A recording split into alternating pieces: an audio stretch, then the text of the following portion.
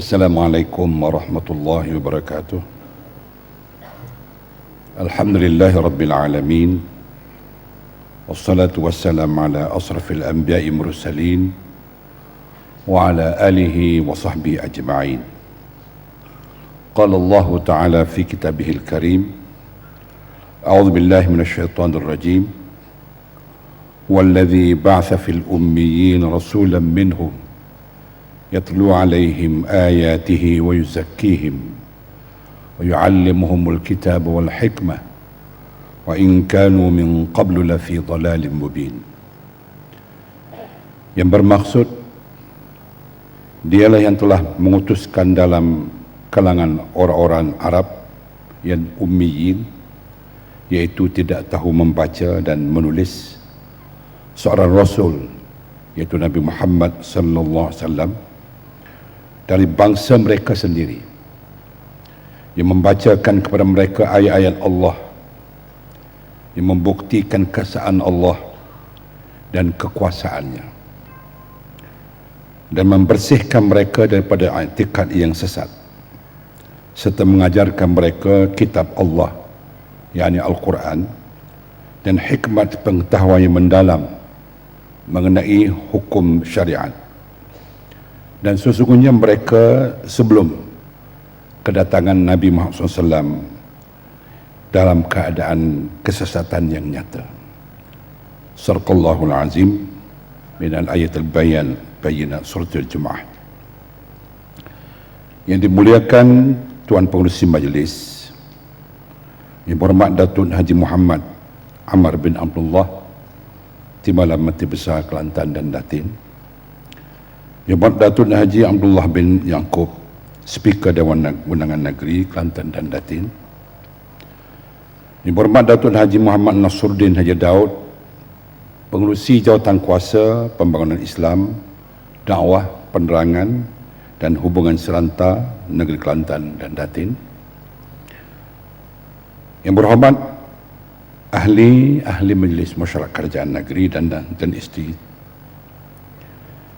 yang berhormat Datuk Haji Muhammad Fauzi, Cik Ahmad, Setiausaha Kerajaan Negeri Kelantan dan Datin, yang berhormat Datuk Haji Nid Kazim bin Haji Nid Yusof, Pegawai Kewangan Negeri Kelantan dan Datin, yang berhormat Sayyidus Samahah Datuk Haji Muhammad Syukri bin Muhammad Mufti Kerajaan Negeri Kelantan, yang berhormat ahli-ahli Dewan Undangan Negeri, yang berhormat Datuk Haji Cik Muhammad Rahim bin Haji Cik Yusof, Pengarah Jabatan Hal Ehwal Agama Islam Negeri Kelantan dan Datin, yang amat berusaha ketua-ketua jajahan, ketua-ketua jabatan, tuan-tuan, puan-puan, hadirin hadirat yang dimuliakan. Alhamdulillah, setinggi-tinggi syukur kita panjatkan kehadrat Allah Subhanahu wa taala kerana dengan limpah dan izinnya membolehkan kita untuk sama-sama berkumpul dalam majlis perasmian tilawah Al-Quran peringkat Negeri Kelantan kali yang ke-57 pada malam ini. Saya ucapkan tahniah yang tidak terhingga kepada pihak Jabatan Hal Ehwal Agama Islam Negeri Kelantan yang telah berjayakan mengadakan program sebegini yang merupakan rutin tahunan bukan sahaja negeri Kelantan, bahkan di seluruh Malaysia. Ia merupakan satu agenda yang penting dalam menerap dan menyuburkan budaya membaca Al-Quran di kalangan masyarakat, agar Al-Quran sentiasa hidup dan berlegar bacaannya, sekaligus menepati maksud penurunan Al-Quran Al-Karim, iaitu untuk dibaca dan diamalkan. Hadirin hadirat yang dikasihi sekalian, Al-Quran adalah kalamullah yang diwahyukan kepada junjungan besar kita Nabi Muhammad sallallahu alaihi wasallam untuk disampaikan kepada seluruh manusia. Di dalamnya terkandung risalah Islam yang merangkumi konsep ketuhanan, sistem perundangan Islam, pengetahuan tentang alam ghaib, sistem moral, fakta-fakta sains, sejarah dan lain-lain lagi.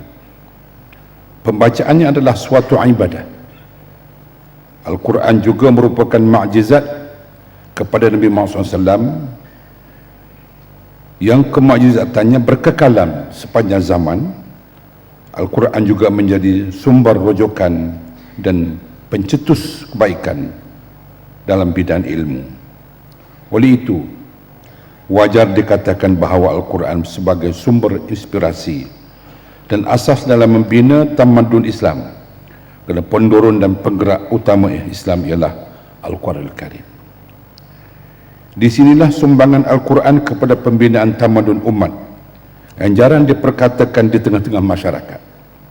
Dalam ayat yang saya bacakan di awal ucapan tadi, jelas sekali menunjukkan bagaimana peranan Rasulullah SAW sebagai Nabi yang diturunkan Al-Quran padanya, mengajak manusia agar keluar daripada kegelapan jahiliah dan menuju pembinaan tamadun yang dihormati.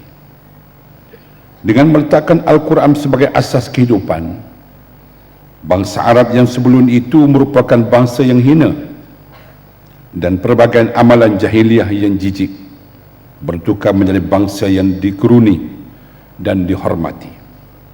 Sejarah menyaksikan bagaimana umat Islam pernah menakluki 2/3 dunia pada saat-saat kemuncak kegemilangan, iaitu ketika meletakkan Al-Quran sebagai